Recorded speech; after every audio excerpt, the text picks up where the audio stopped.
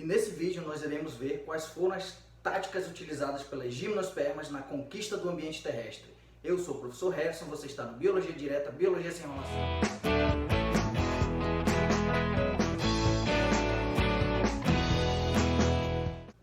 Fala aí galera, beleza? Então hoje nós vamos falar delas, as gimnospermas, que são o grupo que começou a entender o funcionamento do ambiente terrestre. Aí você me pergunta, mas como assim, professor, o funcionamento do ambiente terrestre? Se você caiu de paraquedas aqui nesse vídeo, eu sugiro que você veja, eu vou deixar no link aqui no card para vocês, os vídeos anteriores, para poder você entender o funcionamento desse grupo aqui. Tá? Lembrando que as plantas surgiram lá no ambiente aquático e atingiram o ambiente terrestre. Mas para viver no ambiente terrestre, você tem que se adaptar a essa nova característica. O problema está justamente aí. O ambiente terrestre ele é completamente diferente do aquático, então você não encontra água com facilidade no ambiente terrestre. É por isso que eu digo que esse grupo aqui, o das gimnospermas, que começou a decifrar essa independência da água, principalmente para a reprodução e, claro, no seu dia a dia ali. Tá? Eu vou tentar fazer uma comparação para vocês com os grupos anteriores e esse grupo agora, mas não esquece que eu sugiro que você veja primeiro os vídeos anteriores, tá? Que é para a ideia não ficar tão dispersa na sua mente. Então, de cara logo a gente já vê uma principal diferença. Né? Os grupos anteriores, os das briófitas e os das pteridófitas, eles eram grupos que preferiam ambientes bastante úmidos. Né? Então eles tinham que ter bastante água, principalmente para se reproduzir. Nesse grupo aqui, ele já vai ter uma certa independência dessa água. A gente vai ver um pouquinho mais lá na frente. Começando pelo ambiente que eles são encontrados. Eles são encontrados principalmente em ambientes frios e temperados. Né? Então aqui no Brasil, você encontra principalmente ali na região sudeste, na região sul, você encontra bastante o grupo das pteridófitas. Esse grupo, ele olhou para trás e viu que uma das características das pteridófitas tinha dado certo. E como eu já havia comentado isso anteriormente, uma outra coisa que eu sempre repito para vocês, se você tem uma característica boa, que deu certo lá atrás, não custa nada você repetir e ainda tentar melhorar. Né? Então foi o que as pteridófitas fizeram, as gimnospermas fizeram em relação às pteridófitas. As pteridófitas desenvolveram vasos condutores e aqui essas plantas também têm vasos condutores. Tá? Então elas conseguem se desenvolver bastante. Inclusive, esse grupo das gimnospermas, eles conseguem crescer muitos metros de altura, né? Aí a gente tem um exemplo clássico da sequoia, que pode atingir mais de 120 metros de altura, com facilidade. Então, como eu havia falado para vocês, pelo fato delas serem vasculares, elas possuem raiz, caule e folhas bem desenvolvidas. Mas eu botei uma imagem para vocês, que é para vocês verem uma certa diferença em relação ao grupo das pteridófitas. Aqui agora a gente vai apresentar, esse grupo das gimnospermas vai apresentar ramos, né, presos ao caule ali. Então você vai começar a ver esses galhos aí com folhas nas pontas. E a gente vai também falar um pouco dessas folhas lá no final, que tem a ver um pouco com a reprodução. Esse grupo deu um salto evolutivo a partir do momento que ela conseguiu se tornar independente da água. Não só para viver, mas principalmente para se reproduzir. A gente vai ver aqui, ó, que essas plantas também elas se tornaram fanerógamas. Os dois grupos anteriores eram grupos criptógamos, ou seja, as estruturas reprodutoras dela não eram tão evidentes. Nesse grupo aqui a gente já consegue olhar para uma planta e dizer, aquela estrutura ali é a estrutura reprodutiva. Então é uma estrutura visível. Então fanerógama significa dizer que a estrutura reprodutora agora passa a ser visível. Bom, na reprodução, o grupo das gimnospermas também vai ter a reprodução assexuada, né? Vai fazer ali a clonagem. Né? Mas para a gente não vai interessar tanto agora. O que vai interessar agora é justamente a reprodução sexuada. Como ela já possui uma estrutura que a gente consegue enxergar, essas estruturas que nós damos, que recebem na verdade o nome de estróbilos, ou também vocês podem ouvir cones, né? Que também é a mesma coisa, eles podem ser divididos em microestróbilo, que é a parte masculina, ou megaestróbilo, que é a parte feminina. Vale lembrar também que existem, dependendo do grupo ali, da espécie, você pode ter plantas monóicas ou plantas dioicas, né? Ou seja, você pode ter as duas estruturas, tanto masculina e feminina, na mesma planta, sendo monóicas, ou em plantas separadas, que a gente chama de dioicas. Essa figura que você está vendo aí, ela mostra justamente os estróbilos de uma planta. Tá? Então a gente está vendo aí a estrutura reprodutiva dela. Por isso que elas são chamadas de fanerógamas. Volta aqui para mim. Uma coisa importante que você tem que entender, que inclusive eu já falei para vocês, que elas se tornaram independentes da água para reprodução.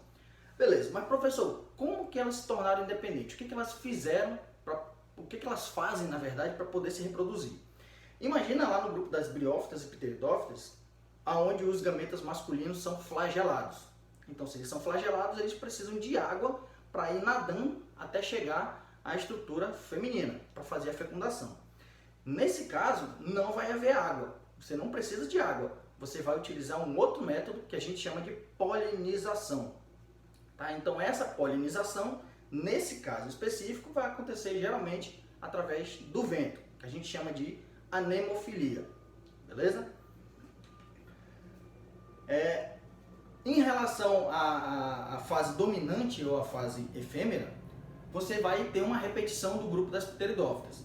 Essa é uma característica importante que vale lembrar lá do grupo das briófitas. As briófitas, como foram o primeiro grupo, né, foi na verdade a transição entre o ambiente aquático e terrestre, você tinha aqui meio uma inversão aí, né?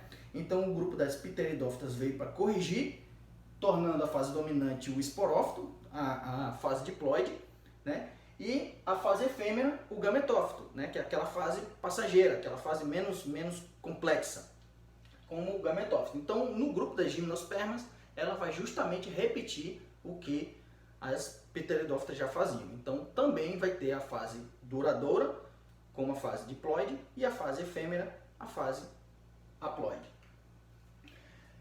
Bom, essa imagem aqui, ó, ela é outra característica desenvolvida por esse grupo para que elas conquistassem aí o ambiente terrestre. Eu disse para vocês que essa planta ela independe da água para se reproduzir. Um outro fato interessante é que esses grupos aqui não são chamados de gimnospermas à toa. Gimnosperma, galera, significa semente nua. Tá? Ou seja, você vai ter uma semente e essa semente ela não vai ser envolvida por um fruto, que é uma característica que a gente vai ver no grupo lá na frente. Esse grupo aqui, ele inventou a semente. Professor, mas o que é a semente? A semente, na verdade, é uma proteção do embrião. Então você vai ter esse embrião, você vai ter uma reserva nutritiva e você vai ter um revestimento ali, geralmente uma casca um pouco mais rígida, né, que vai proteger esse embrião principalmente nas fases iniciais de desenvolvimento, que é justamente aquela fase mais crítica. Tá? Então, aqui eu coloquei um exemplo aí na imagem, no canto esquerdo do superior, aí você vai ver que tem duas imagens, né? Você está vendo o pinhão e a pinha, né? Que lá no sul e sudeste do Brasil são bastante conhecidos. O pessoal dessa região, eles costumam, inclusive, se alimentar dessa semente aí, de várias formas. E, inclusive, é um prato, uma iguaria muito boa. Quem não provou ainda, prove que é muito bom mesmo. Dentro das gimnospermas, a gente vai ter, basicamente, 4 filos. Tá?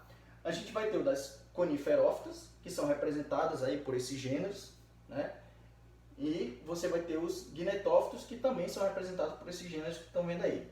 Esses dois primeiros grupos, eles são os grupos mais comuns, são os grupos mais fáceis de ser encontrados na natureza. Esses dois outros que vocês vão ver agora, eles são um pouco mais restritos, tá? Tem as cicadófitas, que são essas gimnospermas que tem uma aparência que lembra um pouco uma palmeira, tá? Mas não é uma palmeira isso aqui. E tem o das gingófitas, né? Que é o representante que nós temos, é o ginkgo biloba. Então a indústria usa muito essa planta para fazer medicamentos fitoterápicos. E por fim nós temos aqui o ciclo de vida das gimnospermas. Claro que ele está bem resumido aqui para a gente poder entender de uma maneira mais fácil. Tá? É um ciclo de vida também heteromórfico, ou metagênese, né, que a gente chama. E por onde nós vamos começar? Lembra de tentar começar sempre pelos indivíduos adultos, né? Porque nesse caso aqui eles são representados aí pelas araucárias. Tá? Então essas duas araucárias que vocês estão vendo aí nessa imagem, elas representam a fase do esporófito. Então elas são diploides. Cada araucária adulta dessa vai produzir um cone, né? Ou um estróbilo. O estróbilo masculino e o estróbilo feminino. Cada um respectivamente com o seu. Só lembrando, senhores, que esses estróbilos ou esses cones, eles são, na verdade, folhas modificadas para reprodução. Ou seja, você consegue entender que eles ainda fazem parte da planta, ali da fase adulta da planta, né? Então eles são ainda diploides, porque eles são apenas uma folha modificada. E para poder haver essa reprodução, eles vão ter que diminuir essa carga genética. Mas para diminuir essa carga genética, eles vão ter que fazer justamente a meiose.